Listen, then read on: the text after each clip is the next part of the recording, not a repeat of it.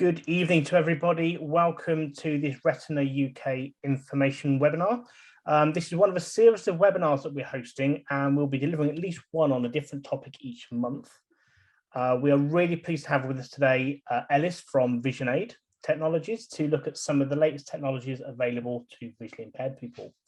Whilst Ellis is giving his presentation this evening, we will be collecting your questions. So if there's anything you'd like to ask Ellis about technology and any of the products he's going to be demonstrating, please do leave your questions in the Q&A section at the bottom of the screen, and we'll ask those questions on your behalf later on. So we will endeavour to answer as many of your questions as we possibly can. However, any questions that we're not able to get to today or anything that Ellis may not have the answer to straight away, we will follow up over the next couple of weeks. So thank you again for joining us, and without further ado, I'm delighted to welcome Ellis. Thanks very much, Matthew. Hi everyone, thanks for joining us this evening. I've had a bit of a hectic day today, so I'm going to apologise a little bit in advance. I should be back at the office now with all the equipment set up, but we're over in Sheffield, and our sort of meeting we had there overran at a blind society, and we couldn't really throw people out. So I'm now doing it at one of our sales chaps' houses, which is on the way back, and I've commandeered all his equipment and his dining room and lounge to try and do a makeshift webinar from there. So apologies if it's not quite as polished as it normally is, but hopefully we've still got a nice set of equipment to show you, and you'll find it interesting. So what have we got, and who are VisionAid? So it's a range of the latest assistive technology solutions for blind and partially sighted people. We've been going VisionAid Technologies since 1996. It was started by my late father, sadly passed away 11 years ago, but it's a family owned and run business. And we've got the widest range of assistive technology equipment from any one supplier. And we're really passionate about giving people as much choice as possible, and trying to help them find the best solution for their specific needs.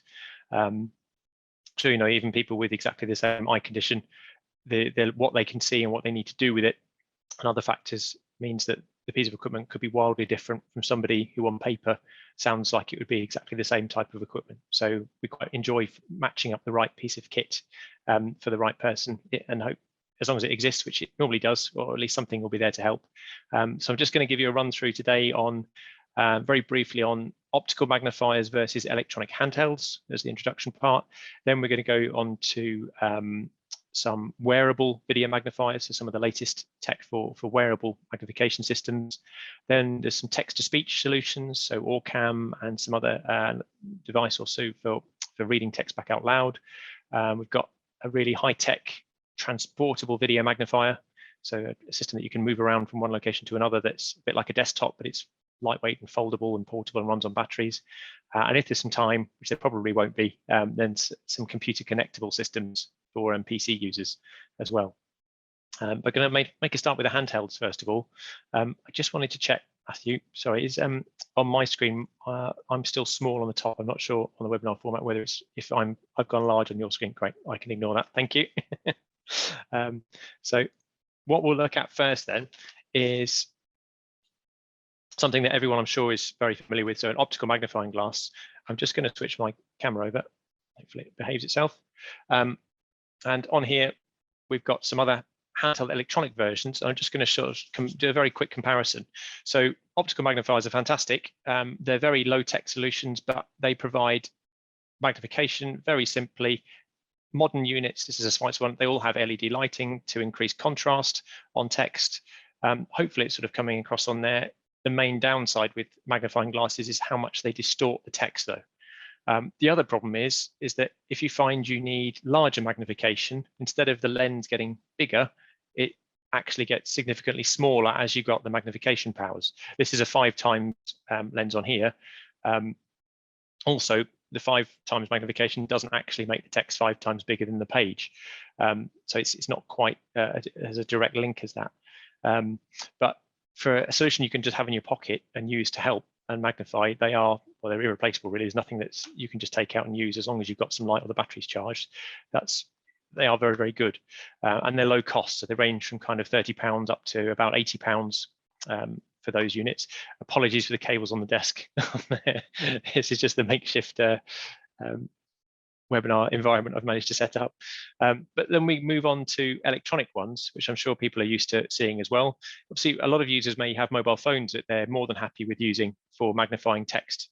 And if that works for people, then absolutely fantastic, because mainstream technology has obviously moved on a huge amount over the years, and phone technology has moved on a great deal as well. So just trying to position this. I'm not used to doing this on here, and I didn't have enough time to fully check lighting because I've got lights above me. There's a bit of reflection coming off the screen there. There we are. So what are the advantages of an electronic version? Firstly, magnification you can adjust. So this one goes from 2 times all the way up to 32 times, which is quite frankly unusable on a handheld magnifier of this size. But if you need to examine something tiny in detail and really look at sort of the fine information on something, that's when it's kind of used. It's just because the camera quality is good enough, it can go that high. So why limit it? And you can pick every zoom level in between. It's very stepped, kind of continuous zoom. So you can pick exactly the size that you want. Whereas on an optical magnifier, you get 1 power, and you either need multiple magnifying glasses, or you have to try and move it further away or closer to the target, which then adjusts how much the text bends and distorts.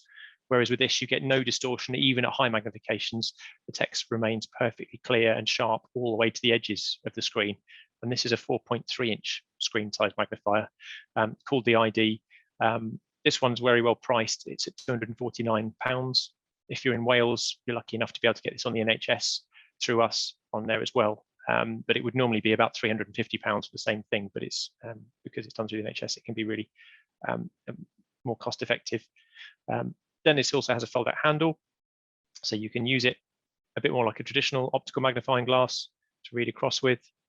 And the other advantage, it's already in the color mode on here, but what can they do? They allow you to change the colors of the text that you're looking at, as all electronic magnifiers do, because certain eye conditions, or people with the same eye condition, but they may just prefer different color modes, and the contrasts make it easier to see and less tiring and more comfortable to read. It's all about reading comfort and being able to read for enjoyment again. Or if you need to do it for work or school, obviously it's not, you may be enjoying it, but if you need to get reading done, you don't want it to be tying your eyes out and feeling exhausting and getting headaches. It's all also linked into posture as well. So having the right device, depending on what you're reading, we wouldn't actually really advocate using a handheld for sitting down and reading an entire book, simply because people will tend to find that they lean over the unit to get their eyes closer to it, which then leads to neck and back and shoulder issues. So that's where the transportable units I'm going to show a bit later on, and larger units like desktops are much, much better suited. But the downside is you can't just fold them up and pop them in your pocket and take them with you. So that's the ID. I'm just only going to quickly show you going up sort of the scale. You then get one of the most popular handhelds is the latest unit that's come out called a Clover 6. I'll do it on a newspaper print down there actually. Just show you something a bit different on there. So this unit is more expensive. It's a bigger screen. It's got the latest technology in it. So it's actually got HDMI connection for you to be able to plug it directly into a large monitor. And then it will mirror exactly what's on this screen into your television or computer monitor. It's got large tactile buttons around the edge, 6 of them. The top right is zoom in, one underneath is zoom out. And this is continuous zoom as well. And again, handhelds on here, they effectively go as large as you would ever need. Almost all of them do that now, so bigger than newspaper print for a single character, really height-wise. And if you're at this zoom level for reading with, it then really is, it makes sense to look for an alternative solution, really, that will enable you to read much faster. Because obviously trying to read across like this and then get back to the beginning of the next line and then scrolling across is tricky. Doesn't come across on Zoom, unfortunately, but this is 60 frames per second on this, which means it updates 60 times every second. Some units only do that at 30 times a second, but that means this one's much smoother and you get less blurring and distortion even when you're reading at high speed with the device. So it means you can read faster, basically, with it. Also has a touchscreen, so you can use it like a giant, well, like an iPad, and you can scroll across. So on a column of text, you can fit a whole column on, then you can zoom in and just move around by touching it without having to move the device, which is a nice feature. Line markers are on some of the handhelds and on this one as well. So this can help you stay tracked across when you're reading across a line and then going back to the next one. Obviously, it depends on the magnification level you're at and what you're reading, but also if you're going across columns of figures and not jumping down a line, something like that can be really, really useful. And then these are adjustable vertically if you need to stick on a column of figures. And then there's also what are called reading blinds. So we can adjust all of these just by pushing the button and using the touch screen to move left and right. So you can fit it just to one particular line. So if you're very sensitive to the amount of light coming into your eyes, and by blanking that off and not having more text visible there, that can really help. If you also have a condition like nystagmus, which can be combined with other conditions as well, where your eyes are moving uncontrollably, then just having one line of text to focus on can really help you stay focused on a particular word and then read across those words across a line much more quickly and easily than when that's not there and you've got multiple lines of text at once that you could be reading anywhere across. So that's what those features are in there for. Most of the units are going to have those features. I'm not going to repeat them though, just because of time and it'll send you to sleep, everyone. So they're just some useful things that most electronic units have. One other thing that's really useful is the freeze frame button. So this one, all handhelds have this again, so you can effectively freeze the image on the screen. You can then zoom in on this one, move around it. So why is that useful? Well, firstly, you can store images in the device's memory, hundreds of pictures of memory you can store on it. So you can take a picture of something and refer back to it later. The other really useful thing without storing it is if you're trying to find something that might be high up on a shelf or down low, with an optical magnifier, you have to get your head in line with the lens to be able to see what it's magnifying. With this, you can just reach up. It has a handle that folds out as well. We could just reach up. I've got an example. There's a screen on here with some text. And if I reach up on here, I can then zoom out a little bit on that, grab a picture, and then I can bring that closer to my eyes to then be able to read it. So it's a nice extra use for that that you can't achieve with an optical magnifier type system. Obviously, you can do it with a mobile phone system, just through the camera app as well. But it's nice to be able to do it on these devices too. And the key difference between these and mobile phones is just how easy they are to use. And they're designed for mainly just sitting and reading. I'll just go into the menu, excuse me 1 second. Sitting and reading. So it sits the device up for you with a phone. You've got to try and hold it. And the quality and the color modes you get on it are very, very good. Whereas on phones, the free apps, you don't ever get this kind of level of quality on the image. But if it works for somebody and that's all you need it for, then obviously save the cost and you don't need to think about a electronic handheld. Just use your phone if it works. Final thing with these is distance viewing. So this unit, obviously, it will autofocus because it's got a higher end autofocus camera, so you can use it to write underneath really easily. If I sort of pop this up over here, excuse the mess again, there's a sign that's a bit sort of fallen over here. If I target that over there and zoom in, hopefully you can sort of see on there. I can't see it on the webcam, but with this, the level of zoom you can get, I can even take a picture of that. It says, sorry. Zoom in, grab a picture, and then you can move that close to the webcam to read it. You can still pinch to zoom in on it. So people use that if they're out and about and they need to see something in the distance. You wouldn't sit and watch television or something by holding this up, or in a classroom environment or in a presentation meeting, because you're going to get arm ache sitting there holding it up the whole time. But just to quickly grab some information in the distance, it can be really, really useful. So that's the Clover 6 unit, and it's £595 is the price on there. We will make all the products that we've shown available to Matthew later on, and then he can share them, I think, with you, and there'll be links, direct links to each product as well. So don't worry if you miss anything on there. And if I've missed something out as well, obviously if there are questions, I'll try and go through them. But there's a lot more information on our website, visionaid.co.uk as well, with all the products and specifications on them and weights and things as well for you. So that's a 5.5 inch. This is the largest size handheld you can get that folds up, that will effectively go into a pocket. You did quite a big trouser pocket, but it'll easily fit into a jacket pocket. It's very, very lightweight still, only a few hundred grams. We then start moving up to larger screen size units, up to sort of 7 and 8 and 10 and 12 inch units we do. But I'm just going to show a 10-inch unit here called the Clover 10.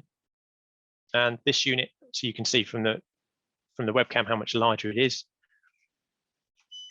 the screen's almost filling a big chunk of the webcam. So you can see much more of a page at once on here.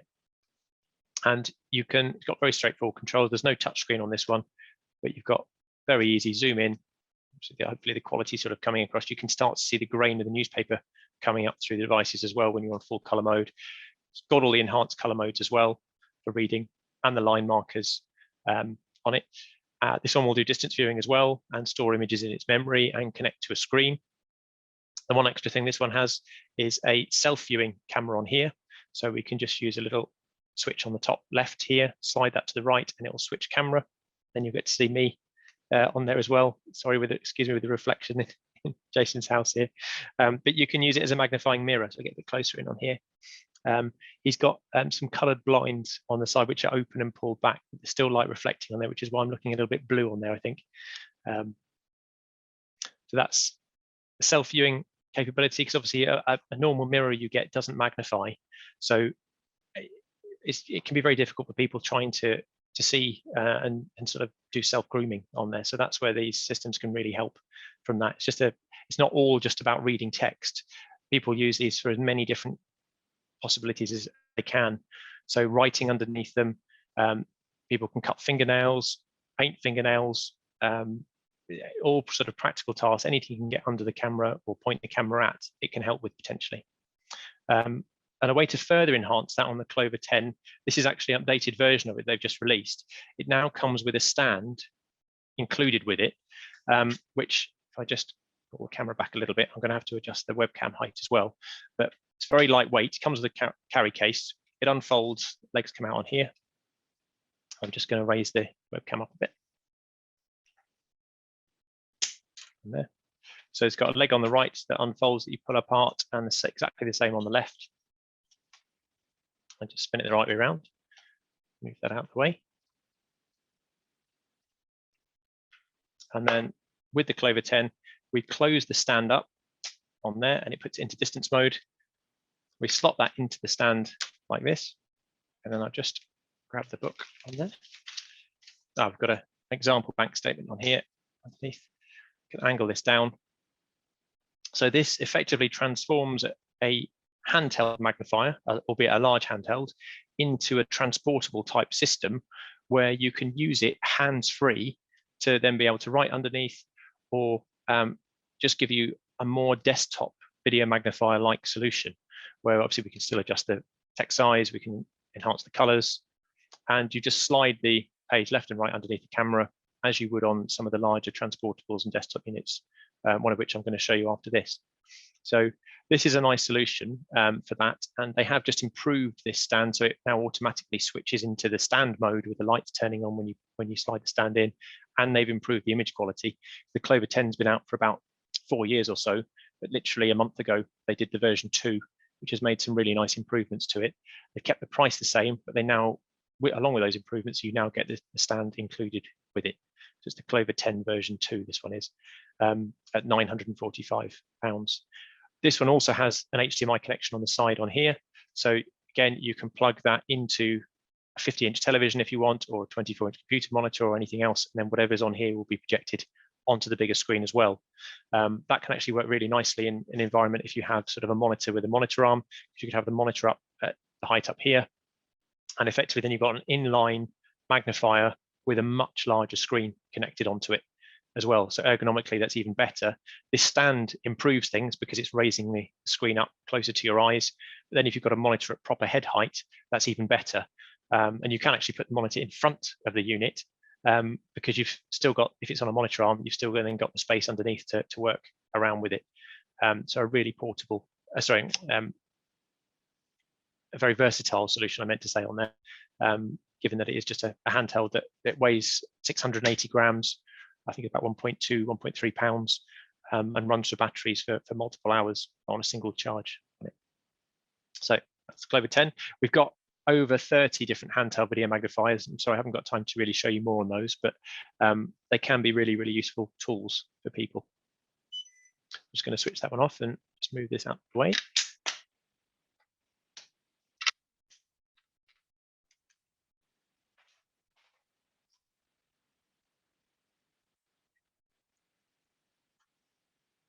see on there. Right. So what's next? If we go, probably makes most sense, actually, I said before, I think we go on to wearables next, but if we just do the transportable, just to show the difference directly from it. So got a device in a portable carry case like this, called the Cloverbook Pro. And there are 3 versions of this product, a Light, Plus, and Pro. And I'll run through the differences quickly, but all the differences are outlined on our website. We've got a very handy table that details the differences. We'll just take it out of the case that comes with it. It's a really slim but tough metal transportable unit with a 12.5-inch screen. Just going to lay it on the table and then I'll switch back again. Hopefully you'll be able to see me unfold it. You literally place your hand on the base, lift up the handle on here, lift the screen up, and you can pivot the screen out from under there. And then we've got nice tactile controls along the bottom of the unit. And then on the left-hand edge at the back, we've got a large circular on-off button, which if I push and hold, hopefully there's enough battery because we've been demonstrating this all day today as well, but it's a 5-hour battery life on it. And the battery on this unit is actually interchangeable. So like laptop batteries from a few years ago, probably sort of 5+ years ago, you used to be able to take them out and fit another one in. It's got just a push button to release it, pull the battery out, and then you can actually buy a separate battery and charger. So if you need more than 5 hours of battery life away from a plug socket, you can do that for an extra £200 for another battery and another charger that they offer with it. So if I just grab bank statement underneath that's underneath there, see the camera's in here facing downwards. Let my webcam autofocus again on it, and it does exactly the same thing as the other unit. So color modes, line markers, everything's on there. It's just in a really nice sort of format that's we can adjust the size of. It's very fine control on the zoom on here, and it goes up very, very large. Again, less than sort of 1 full character height on the screen. So this is the Cloverbook Lite version, just like this, where you have these controls on the bottom, zoom and color changing. If you need distance viewing, though, then the Cloverbook Plus version adds, if I just slide this around on here, try to break some of the equipment. On the left edge, there is like a periscope zoom camera that comes up. It's very neat. It just folds up from there. And this is a distance camera. It's got a collar on it that you can twist round and point in the distance, or you can point it towards yourself to use it like a magnifying mirror. So to switch the camera, they've got a dedicated button on the left-hand edge near the front. Just feel on the edge here because they're tactile, so I don't have to see it. I can just push the button on here and it says distance view. I'm on self view on there, there we are. Just spin it around on here. And that sign that we have up over on the wall on there, I can then, with the Plus version, you also get a touch screen. So you can pinch to zoom on it and you can pan around digitally. So I only have to roughly target the camera for the distance. And then I can, sorry, it's distracting having my screen on there as well, probably for you, everyone on there. You can see what I'm doing. We can then zoom in. I've zoomed obviously right in on that text all on there. It's really clear and I can still enhance the colors as well. So the nice thing about this in a business environment or an education environment is you no longer have to keep hold of the camera head and keep moving it left and right across a screen to read every word on there. You can just point it at the screen, zoom in, adjust the zoom with this, or you can just leave it zoomed and just pan around with your finger on the screen. Or you can use the integrated joystick as well to pan around if you want to on there. So it's really versatile and very powerful for distance viewing. Then it also adds the ability to quickly target something else. So on the zoom dial, if I push and hold on here, it's not push and hold, sorry, it's just tap, I think. It will zoom all of the way out. I was all the way zoomed in on there. So I can then move this box to somewhere else. I can click the zoom dial again and it will instantly zoom back in to that level. Let's put it back into color mode on here, zoom out a little bit. I was too zoomed in on there. So if you're imagining you've quickly got to target something else on a different area of the classroom or the business meeting room, then you can just by doing that without having to sort of zoom all the way out manually, retarget, and then zoom all the way in again. If anyone's tried to use one of these cameras at maximum zoom, you can do it, but it's a lot easier to be able to zoom out quickly and then target somewhere else to zoom back into. So that's a really nice kind of unique feature on the Cloverbook Plus and Pro versions. So if you're then, if I just put it back to the thing in the distance on here, if you're needing to see in the distance and handwrite underneath it, or to read something underneath at the same time, then you can push the same button again. And on the Pro version, it allows you to split the screen horizontally. So you can see in the distance, and at the same time, you're then able to see close up, and you can have different color modes for each one. So you can write underneath things if you need to be filling in or writing notes, or just reading text whilst you're also seeing what's going on in the distance at the same time. That's a really powerful feature. Then it also then adds text to speech. So we can push and hold. I'll switch it back actually on here.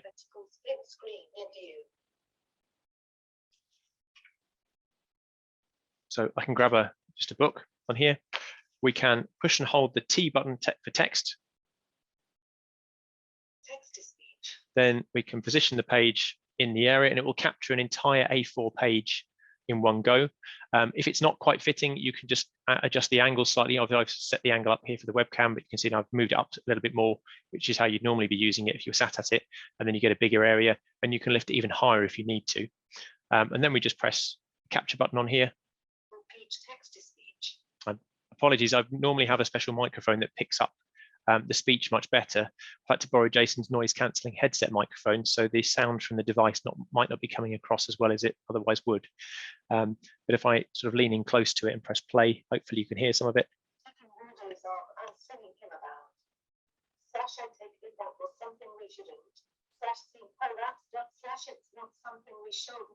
I'll pause it here.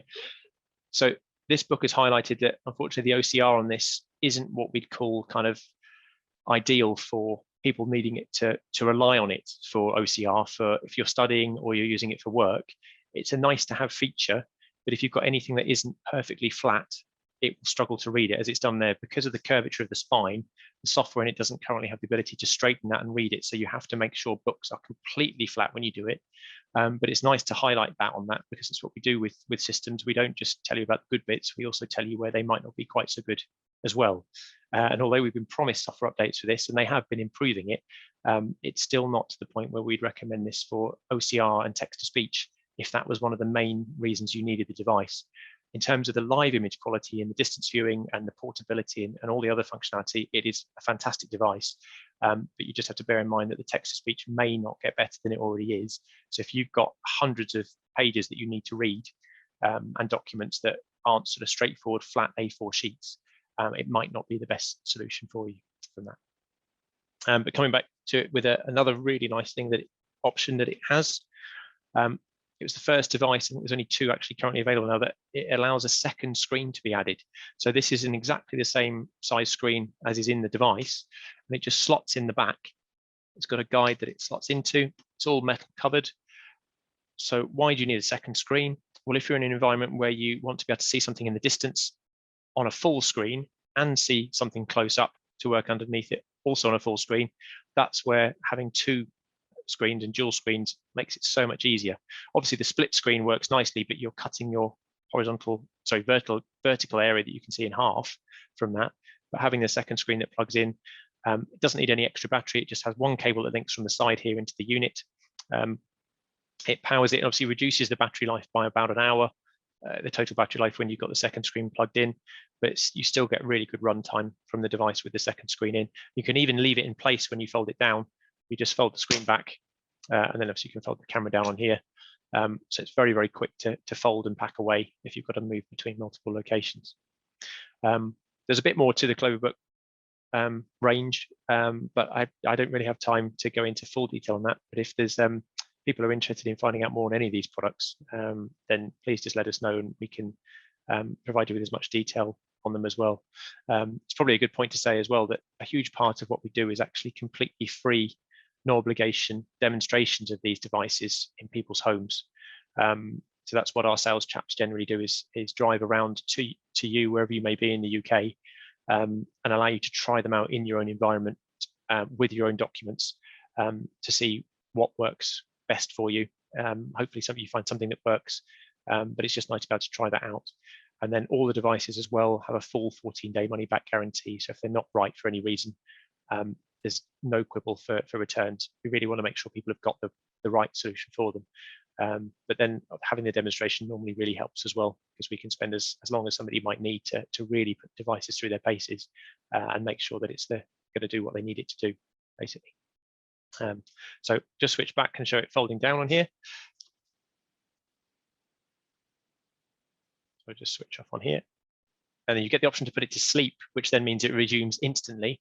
If you know you're going to be using it in the next few hours, that's what it's done there. But then will automatically put itself to sleep. If you haven't used it, I think in 2 hours, it then fully shuts itself down. So it's not draining the battery. But I'll leave it on that because it'll switch itself off.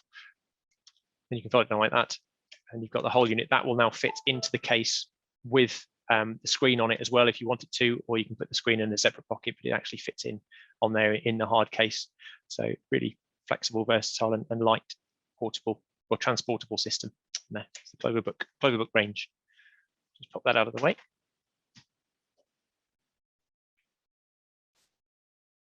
So if we try to go on to wearables, I think next. Now, wearable video magnifiers only really came out, well, the first one was a product called eSight, around about 7 or 8 years ago. The first one, I think, was. I remember seeing in America the first time when we were doing an exhibition there. At that time, it was $15,000, and the camera technology and the screen technology really meant it didn't sadly work for very many people. And obviously, at that kind of budget, was prohibitive cost-wise for pretty much everyone. Things have moved on a lot since then, and we now have the eSight version 4, so the 4th generation one. It's still expensive, but it has the best technology of any wearable video magnifier in terms of being able to wirelessly send your mobile phone screen directly into the glasses. It's got an HDMI input. It's the only product with that sort of, well, one of the only products now. There's a couple of others that have come out with that feature, but it means you can plug a computer or games console or anything with a video source directly into the glasses. And you can also ask a friend or family member for help. As long as you've got a mobile phone device with an internet connection, you can allow them to see what you're seeing through the glasses and request sort of assistance, a bit like Be My Eyes, if you're familiar with that app, but it's obviously built into the glasses and it's then hands-free as well. So it's a lot of technology that's been built into it, together with a very high resolution camera and good quality screens on it as well. We've actually found it does tend to work better for users with peripheral vision loss and with central vision that they have remaining. So for RP, there's a chance that it will work better than sort of someone with a peripheral vision loss condition, central vision loss condition like macular degeneration. Mainly the reason is because the screens are very sharp and clear. They are only in the center of your vision. They don't sort of occupy a huge area of your vision like some of the other wearable systems we have do. So that alleviates one of the biggest problems with some of the wearables that have the smaller screens for people that have the most common condition, eye loss condition of macular degeneration. So actually then, unfortunately for RP users means it's because of the cost, that it might be the best solution for them with all the other technology that it packs in as well. Like it's got hot swappable batteries. It's the only that you get 2 batteries with it. You can unplug a battery from the back of it while it's running. It keeps the device running for up to 20 minutes on its internal battery, and then you can just swap the other fully charged battery in place while you're charging the other one. So effectively you can run it continuously on there. Cost-wise, it's just under £7,000. So it's actually the most expensive device that we do, assistive technology-wise. So you really need to make sure that it is the right sort of device for you. Moving on to a couple of other ones, we've got some of our most popular devices. We've got an Iris Vision Live product. So this device uses a mainstream Samsung mobile phone, a Gear VR headset with a very good app that controls it all. The phone can't be used as a phone. It's all locked down to just work as the Iris Vision Live product. And you put it on, if you wear glasses for distance viewing on all the wearables, it's always a good idea to keep those on. I'm short-sighted, and if I take this off, I can adjust on this device the sort of prescription of the lenses for short-sightedness up to about -4. I'm -4 in my left eye and -4.5 in my right eye, which means that it's not quite as in focus as it would be when I wear my glasses. But there's plenty of space inside the device, so you can just literally pop it on And then I'm not going to put the strap on over my head because I've got headphones on, end up knocking them off. But you can get an idea of the side profile on it. It looks far worse than it actually feels when it's on. So style is obviously an important consideration for many users. Some people don't care about that. But if you do, unfortunately, these devices, and then we've got the A-Sight VR, it's very similar. It's a bit smaller on there, but they're very similar. They run on the same technology with mobile phones and then sort of VR headsets that you put on. They are quite lightweight. They're both about half a kilo, just over a pound. And with the head strap that goes up over your head, they all have the strap over your head and around the back. None of the weight is pressing down on your nose bridge on there. It's just nicely supported all the way around with the foam, really nice soft foam padding that runs all the way around on both of them. So people do sit down and wear them for hours and hours watching feature-length films or watching sporting events. Watching TV is one of the most popular things that people do with wearable devices like that. But they're also fantastic for anything you need to do hands-free. So playing a musical instrument, preparing food and cooking, playing sports. The only thing is we've had people asking if they can do contact sports like football and rugby in them. Unfortunately, there's a fairly obvious answer with that in that that's not advisable for obvious reasons.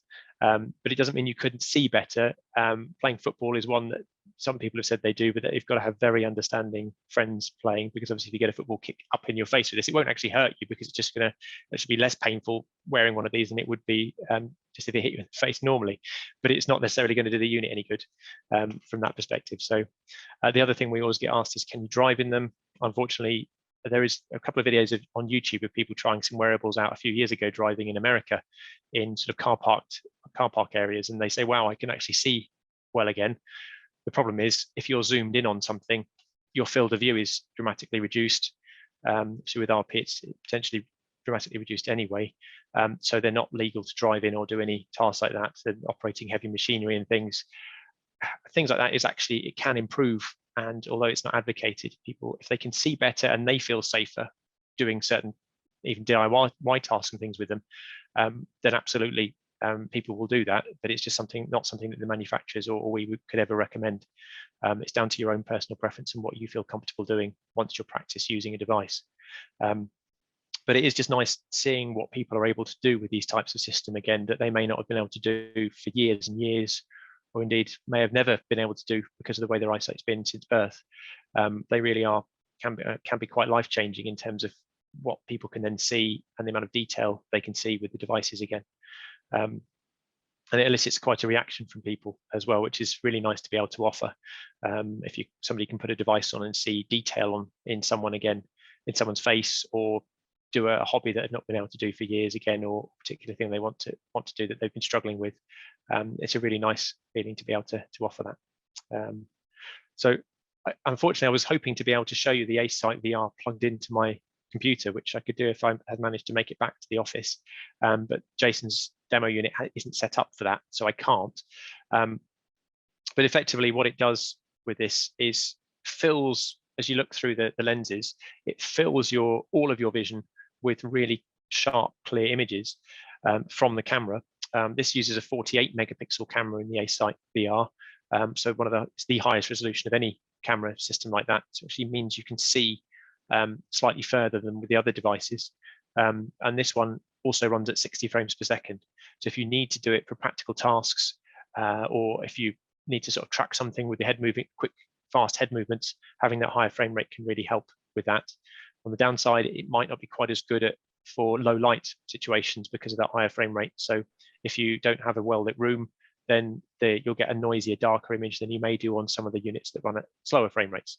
Unfortunately, there's no way to switch that between different modes. So they've got plus and minuses depending on what you might want to do with the device as well, and different controls as well. Some have controls on the side, others, this one has a joystick, a Bluetooth joystick controller on there as well. Some people like that, other people think it's another thing I have to carry around with me and keep in my pocket and try not to lose. So it's nice in a way that they're all different for people. Ellis, we've got a couple of questions just on the wearables while we're here. So somebody's asked, are the lenses inside adjustable to people's eyes and prescriptions? Very good question. So on some of the devices, they don't allow you to wear spectacles with them. So some of them, there's no option for fitting prescription lenses in, so you're kind of stuck. And that wouldn't be for you if you are short-sighted. you just wouldn't be able to use that device. Most of the devices now, though, have gone down the route of allowing you to wear normal distance viewing spectacles, and they have been made to fit over them.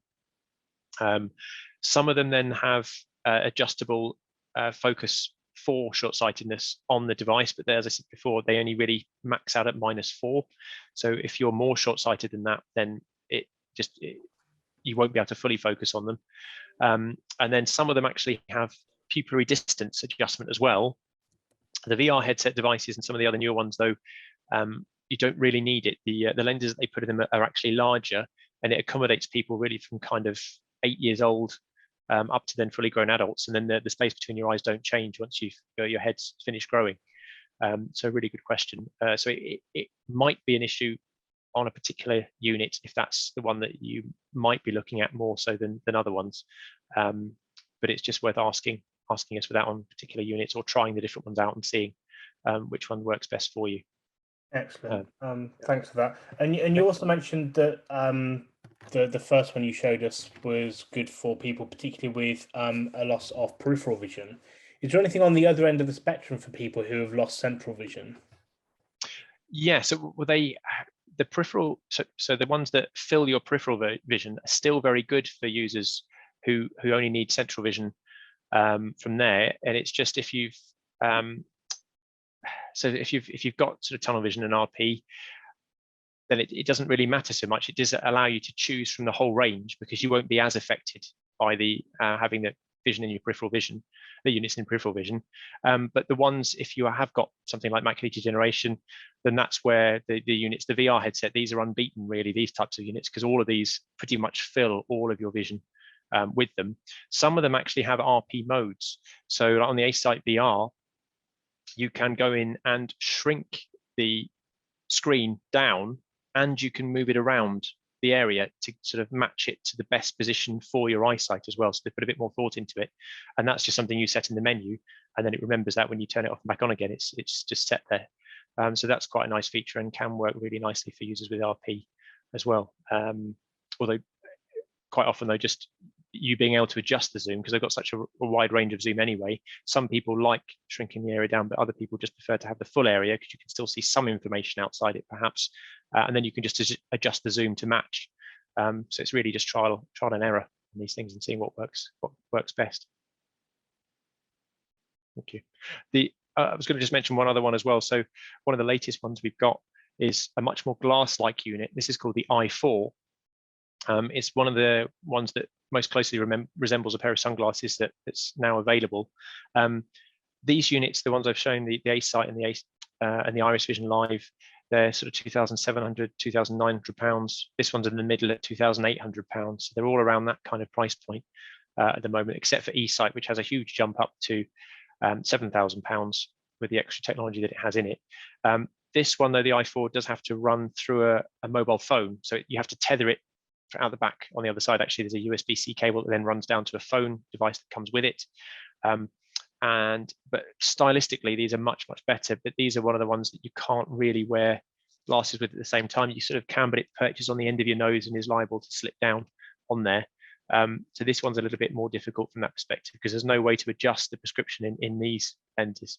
So if you are short-sighted, this one's a bit trickier to use, unless there's the option of contact lenses or something like that. But it is definitely the sort of the most stylish one available at the moment from there. But then the battery life it only runs for about an hour, and you can't recharge it while you're using it. So you literally have an hour, then you have to charge it for just over an hour to then be able to use it for an hour again, sadly. So it's one of the major drawbacks of it. Everyone we see wants something like this or even slimmer, but has the power of one of the bigger units and the camera quality of one of the bigger units and the battery life of that. But unfortunately, the technology doesn't exist to fit all of that into something this size at the moment. But it's nice that they're making improvements, and some people still prefer this just because it does look much nicer. Other people, as I said, don't really mind at all about how it looks, and they just want the best for their eyes, the best image quality. Do any of these wearables support people who've just lost a portion of their vision?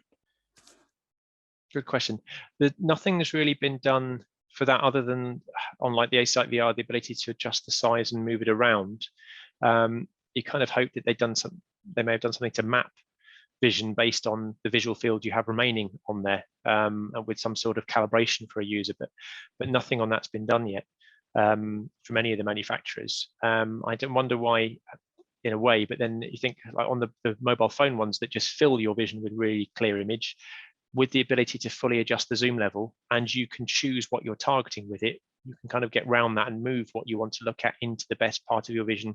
People just do it actually automatically without having to think about it. They'll just, because that's what they do when they read normally or try and look at something normally on it. So that's probably the reason why there hasn't been anything sort of a more advanced marketing-y feature type thing that they built in, maybe because it's just not needed, but couldn't say for sure. It's a good question there. Great, thank you. Right. Are there any more questions on that, Matthew? Not at the moment. Move on? No? So I've got a bit of time to move on a bit more then. So I was going to show, if I haven't buried it under here, which I think I have. Where is it? Very quickly, the Orcam Read Smart product. There are two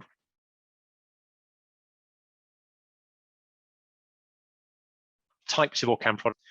It actually will come with a pair of glasses if you don't wear glasses yourself. They have mounts that you mount with cable ties around the frame of your glasses, and then the unit actually magnetizes in place, sort of snaps onto it in there. So you just sort of offer it up and it will, quite strong magnets hold it in place. The advantage of this is it can be hands-free, so you can have it ready to use at any time. You don't have to have it in a pocket or around your neck to have to pick up. And you can, with these, the wearable units, so the Orcam My Eye Smart and Orcam My Eye Pro, you can just point at something with your finger. The device will see your finger and read the text out loud that is just above it. So you can, if you've got enough vision to target something to read, you can very easily and accurately pinpoint what you want to start reading with it. The Pro version of this also then has facial recognition, so you can program friends and family members into it, and then if you look towards them while you're wearing it, it will announce who that person is. It can recognize barcodes, so if you're shopping, you can hold a product up with a barcode and it will look up against the standardized barcode database and then read the product out to you. You can program products into its memory, like you can program a face, you can hold a product up, take pictures of it, and then when it sees that product again, it will read it out loud to you. It can recognize colors and it can recognize currency. And I think that's everything they've put into it at the moment. But by far and away, the most popular unit we have is the Orcam Read Smart, mainly because it's just cheaper. It's not a cheap device still. It's currently it's £1,709, but it has exactly the same camera technology inside it and processing. It's got a slightly bigger battery, so it lasts longer on a single charge, so between 4 hours of actually reading with it. I'm just going to wake it up now by tapping the button on here. And this has been well used today as well. It's down to 3 out of the 4 lights on. If you want to read something, so I can just grab the book I've got here. What I'll probably do is just switch camera again. I might lower it down slightly on here. No, I'll leave it there actually. I'm going to excuse the mess on there. If I hold it up to the camera, for users that have got enough vision to see sort of a red laser, it has a laser pointer. So if I push and hold the trigger button, hopefully that's coming across on the webcam okay, you get a target sort of box, 4 corners and then a central spot. If I keep holding this down, that'll just disappear in timeout. But that allows you, as you draw the camera further away from what you want to read, it gives you an indication of what the camera is seeing. And then when you release it, if I release it now, it will snap a picture. I hope the sound comes across. Line of unreadable text. Work at then, loopy rep. Some blocks of text are unreadable. That's got confused by the screen, the screen behind it. I'll just point this down a little bit more so it's not getting text up in the distance on there, because it also intelligently tries to recognize what you're pointing it at. So I'll hold the text on here. Let's try again on here. A diligent wife and mother, so really your children housely grown up, and your husband work. My husband works. At least when I last tell him he was still working. So if I click it again, it'll just stop it. So it's very quick, very accurate, and really easy. It's just 4 tactile buttons on the top edge of the unit. Unfortunately, they are all colored black, but hopefully you can see they sort of stand proud of the unit by quite a way. So they're all different shapes, so they're really easy to feel. So the color actually really doesn't match on that, and it just makes the unit look even a bit more stylish, just sort of blending in. People just sort of say it's like a large highlighter pen device. It's very, very lightweight as well. I think it's only about 60 grams or so. The other controls you've got are plus and a minus button, which is volume up and volume down when it's reading. Sorry, when it's not reading, and then when it is reading, it's forwards and backwards a sentence. So very quickly, you can just skip forwards and backwards through the document if you had to get to a particular point. And then you've got the button at the back, which is the on-off and standby button.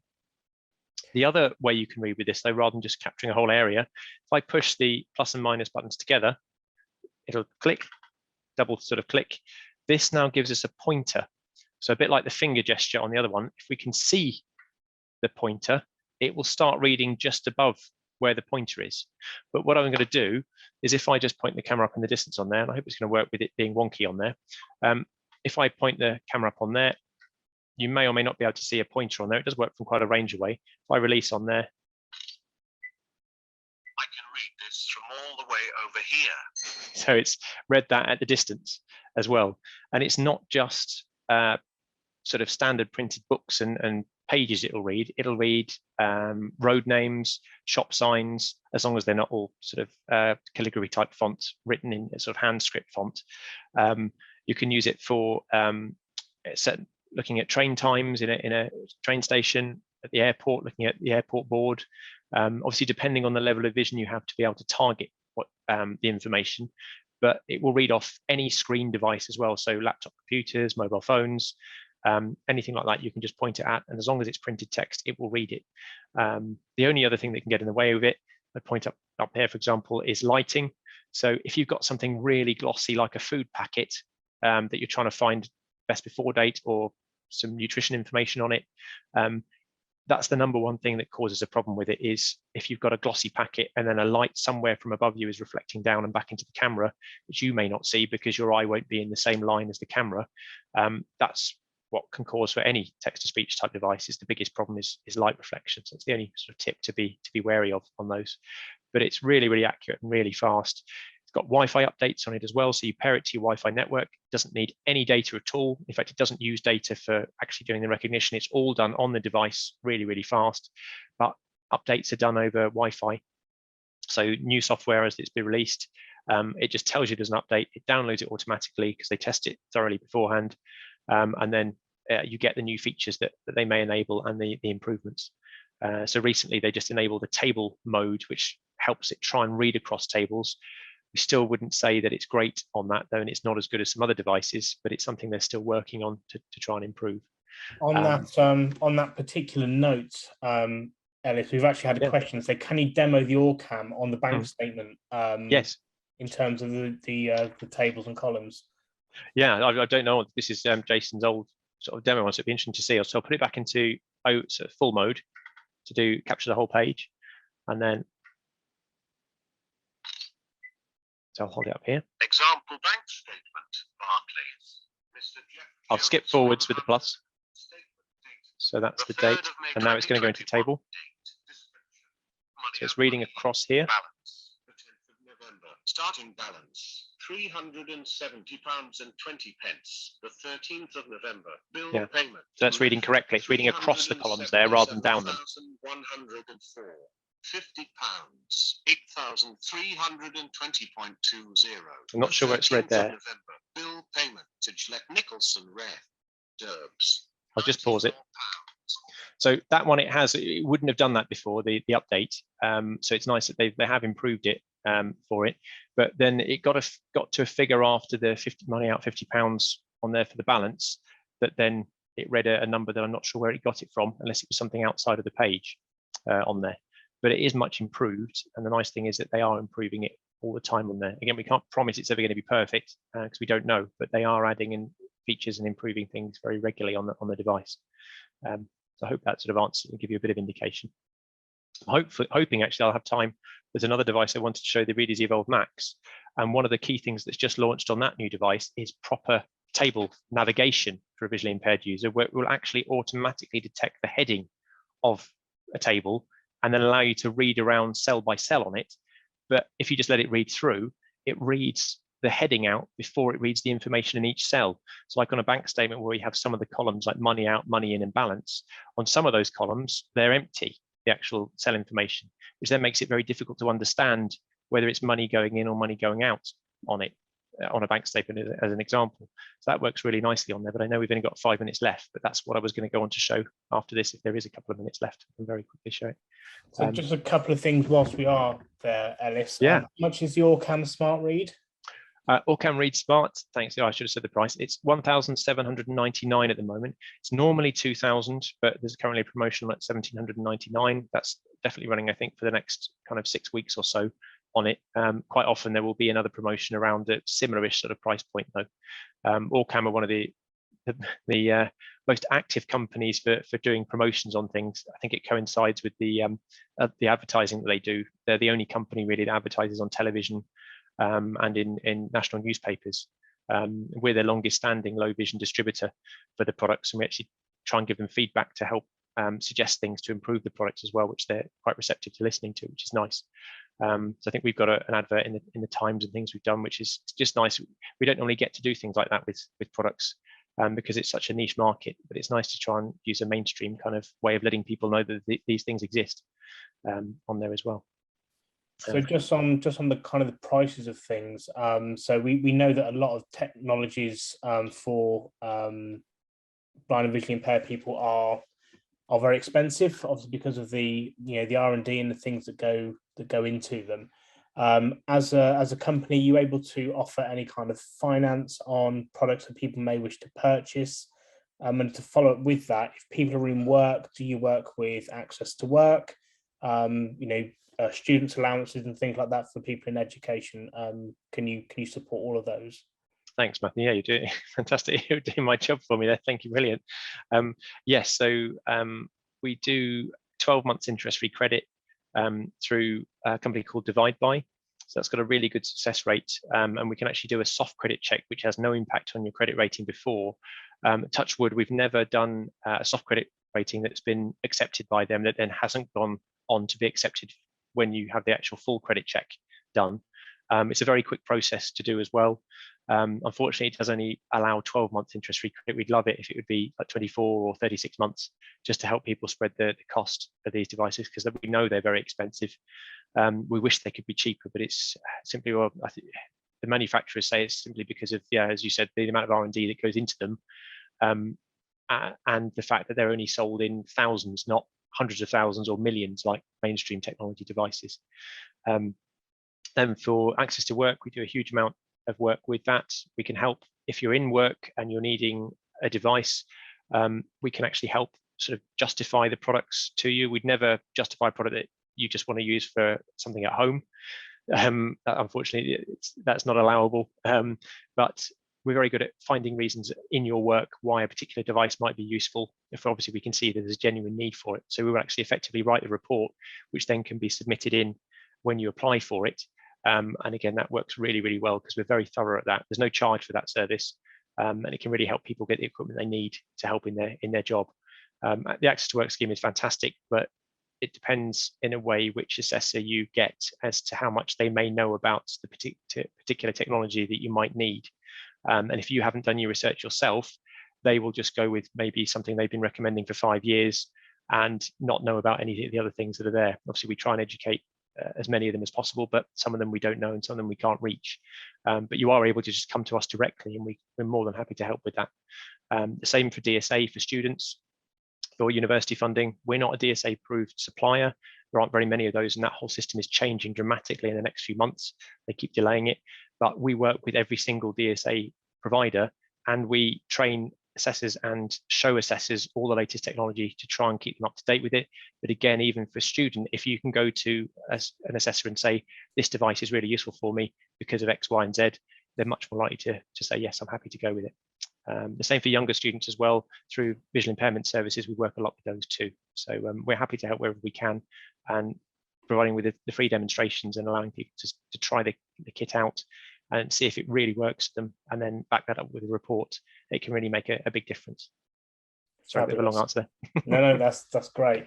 Is there a buyback scheme for people who've got equipment that they no longer require? Yeah, it's extremely rare for us not to be able to offer something back. We don't effectively say we guarantee it, because it depends how long they've kept it for. If it's 10 years old and it's half broken, then we wouldn't buy it back. But if it's a current piece of technology that hasn't been superseded. Obviously, that helps to maintain the value of it. And we do have also, if somebody's buying something, we've got a big range of ex-demonstration and second-hand equipment as well. So it's always worth checking. We've got stock that changes all the time from that, but can save people thousands of pounds of money. Thousands of pounds. And we always provide a warranty with the devices as well. So it's not like you're taking, even if the device is 10 years old, we will give at least a 6-month warranty on the devices normally, because it's, even if you're spending hundreds, it might only be sort of £400 on a big device that may have cost 2,000 or 3,000. But if it goes wrong in that time, it wouldn't leave a very nice taste in your mouth if we went then trying to help out and sort of at least replace it with something like for like or better from the stock. So yes, is the short answer, we do. Yeah, absolutely. That's great. Thank you. I can't believe that's our hour, Ellis. I mean, I could quite happily sit for the rest of the evening and talk through other bits of equipment. So I know you said before that people, you can go out to people. Will you be at Site Village events this year? Absolutely. Yeah, we always do all of those. Yeah. Excellent. And then we're running a lot of local events at societies, blind societies and things as well, but it just depends whether people are a member of those as to whether they'd find out about them. Obviously, they can join our social media channels on Instagram and Facebook, and we publish them on there as well. We've got an events page on our website, which is kept up to date as well. So it runs up for the next sort of 6 months of events that are coming up that we're attending. If you want to come along and sort of meet us at an event there rather than us coming to see you, that's great as well. But yeah, obviously Site Village, if people are going on to there, which I know a lot of people tried to get to, then it'll be really nice to see. We have sort of 5 or 6 of us there normally, and we take multiple vehicles of equipment down. It's the biggest one we do in the UK, so everything will be there that we do that's popular for people to try. Excellent. That's fantastic, Ellis. Thank you so much for joining us this evening. As I say, I could have quite happily sat here for the rest of the evening. Me too, but people need dinner, I expect. So. Indeed. And thank you everyone at home for joining this webinar tonight. So as mentioned at the beginning of this evening's session, we are planning at least one webinar each month.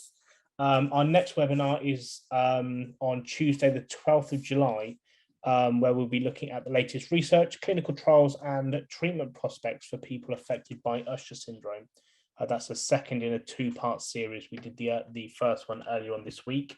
If you missed that and that's something of interest to you, then you can have a look and watch that on our YouTube channel. So just to remind you that Retina UK is a registered charity. We receive no government funding whatsoever, and we rely on our wonderful supporters, such as yourselves, to raise the funds needed to provide the vital services and invest in groundbreaking medical research. So there are a number of ways that you can help support the charity this year. For example, do you shop on Amazon? If you do, I know many people do. If you do, you can register for Amazon Smile. It costs you nothing at all, but every pound you spend, Retina UK, if you nominate them as your charity, will get a very, very small amount of money for each of your purchases. So far, our supporters have raised over £2,800 through the Amazon Smile scheme. If you want some more information on that, you can find that on our website. And if you're in work, one of the most tax-efficient ways to support Retina UK is through payroll giving. You could ask your employer whether they offer this, and you can find out more information by contacting Fiona at Retina UK. So that's fiona.leahy, so that's Leahy at retinauk.org.uk. We'll put this information in a follow-up email. So we will be sending out a follow-up email over the next couple of days, which has got details of where you can re-watch or listen to Ellis's presentation again, and details on how you can book onto our other events. We will be seeking your feedback, which is really, really important to us. All feedback helps us to develop our webinars and our other services. So please do take just a minute, it's only a couple of questions, to fill in that feedback when we send it out to you. So thank you once again for joining us, and Ellis, thank you again for joining us this evening. Perhaps we'll see you on another webinar later on in the year. Hope so. Thank you very much, and good night to all of you. Everyone, thank you.